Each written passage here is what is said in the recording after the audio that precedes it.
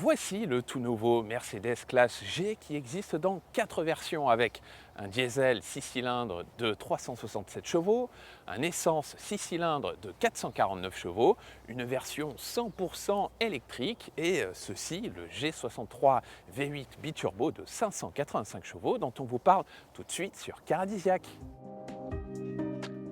Alors, dans l'histoire de l'automobile, le Mercedes classe G, c'est quelque chose de très particulier. Il est né à la fin des années 70 pour être un pur tout-terrain baroudeur, servir à la fois aux armées allemandes et autrichiennes, et même françaises d'ailleurs, parce qu'il s'appelait Peugeot P4 chez nous pendant un moment, avec un châssis séparé à échelle, vraiment juste le but d'être le meilleur tout-terrain du monde. Sauf qu'au fil des décennies, eh bien, ce classe G, il a beaucoup changé.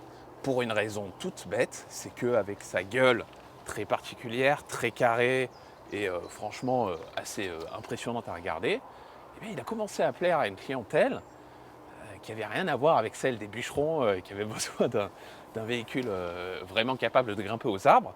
Si bien qu'au fil des décennies, il est devenu de plus en plus luxueux. Alors il a toujours gardé son châssis séparé, mais en 2018, il a gagné un train avant indépendant et c'est devenu une vraie voiture de luxe. Chez Mercedes, ils parlent d'une toute nouvelle génération, mais ce n'est pas vraiment le cas, puisque ce classe G, il garde exactement le même châssis avec sa structure à échelle comme sur un Jeep Wrangler ou un Ford Bronco. Sa suspension qui était devenue indépendante depuis 2018 à l'avant uniquement avec toujours un essieu arrière rigide.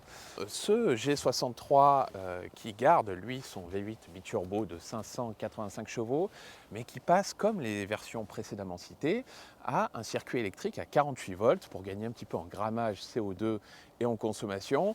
Esthétiquement, comme vous le constatez, il n'y a pas non plus beaucoup de modifications par rapport à l'ancien. Alors oui, il y a des petites retouches ça et là, avec notamment là ce bouclier dont on aurait pu penser que c'était des clapets d'aérodynamique actifs, mais non, ce n'est pas le cas, ils sont fixes. Il y a plein de petits détails. Bon, on garde heureusement un petit détail, enfin deux petits détails même qui sont très importants pour le classe G. D'une part, ces side pipes, ça c'est très très beau, et d'autre part, les portières qui font toujours un bruit de quincaillerie quand on les claque. Alors ça, voilà, c'est pas une voiture de luxe. Enfin, sur ce plan-là, c'est pas une voiture de luxe, mais pour le reste, eh bien si. Alors, on va passer à l'intérieur pour vous montrer l'habitacle de ce nouveau classe G.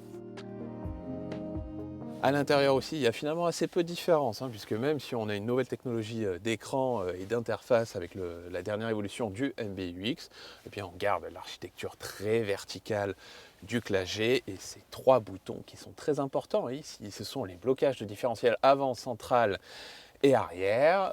On est très haut aussi, installé très très haut ici, avec toujours des places arrière qui sont assez spacieuses, mais pas tant que ça au regard de la taille du véhicule. C'est vrai qu'ici on a avant tout une auto qui est conçue pour être la meilleure en tout terrain.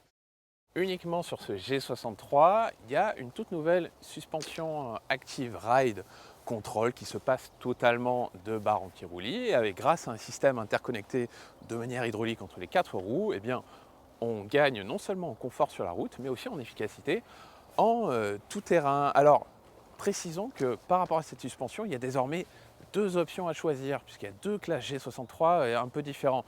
Le bleu derrière moi, il a le pack performance qui est plutôt conçu pour l'efficacité routière. Alors ça lui permet de gagner 1 dixième sur le 0 à 100 km/h, 4 secondes 3 pour celui-là, 4 secondes 4 pour celui-là. Alors que celui-là, justement, son pack off-road, il a des amortisseurs qui sont légèrement plus gros, qui sont optimisés pour la conduite en tout-terrain. Il a aussi 2 modes supplémentaires dans sa gestion électronique pour le tout-terrain.